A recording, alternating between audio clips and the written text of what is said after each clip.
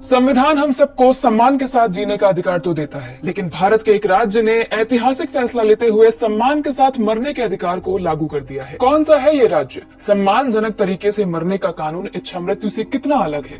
क्या है इस कानून की खास बातें, जानेंगे स्पॉटलाइट में। सुप्रीम कोर्ट ने जनवरी 2023 में नॉन ट्रीटेबल यानी असाध्य बीमारी से ग्रसित मरीजों को सम्मान के साथ मरने के अधिकार पर विचार करने के आदेश दिए थे। इसी के तहत कर्नाटक 1 फरवरी 2025 को right to die with dignity को लागू करने वाला पहला राज्य बन गया है। यानी कर्नाटक के ऐसे मरीज जिनके ठीक होने की बिल्कुल भी उम्मीद नहीं बची है या वो लंबे समय से कोमा जैसी स्थिति में हैं, वो सम्मान के साथ खुद की चॉइस से मरने की इच्छा जाहिर कर सकते हैं। अब सवाल आता है कि कोमा जैसी स्थिति में वो इच्छा जाहिर कैसे करेंगे? ये होता है लिविंग विल के जरिए। लिविंग विल यानी ऐसा लीगल डॉक्यूमेंट जो 18 साल या उससे ज्यादा उम्र का कोई भी व्यक्ति बनवा सकता है, जिसमें वो पहले से ही तय कर सकता है कि लाइलाज बीमारी या कोमा जैसी स्थिति में उन्हें कैसी मेडिकल केयर चाहिए।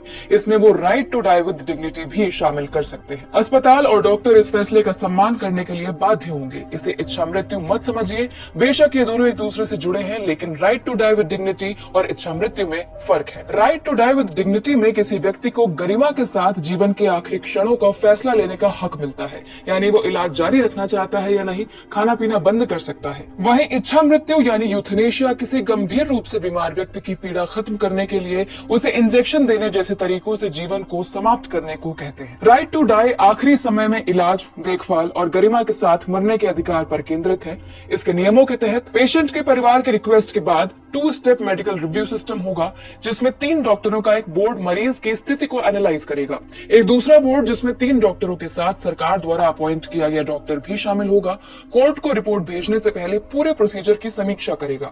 अगर कोर्ट मंजूरी देता है तो डॉक्टर्स की देखरेख में लाइफ सपोर्ट सिस्टम वापस ले लिया जाएगा, जिससे मरीज का निधन हो जाएगा। ये आदेश राज्य के प्राइवेट और सरकारी सुविधाओं के सभी मेडिकल इंस्टीट्यूशंस पर लागू होगा। एक्ट्रेस काजोल ने कर्नाटक के इस फैसले को ऐतिहासिक बताते हुए इसकी तारीफ की, साथ ही अपनी फिल्म सलाम वेंकी को भी इससे जोड़ा। दरअसल ये फिल्म एक सत्य घटना पर आधारित है, जिसमें वेंकटेश नाम के एक लड़के को लाइलाज बीमारी होती है और उसकी माँ इच्छा मृत्यु के लिए सिस्टम से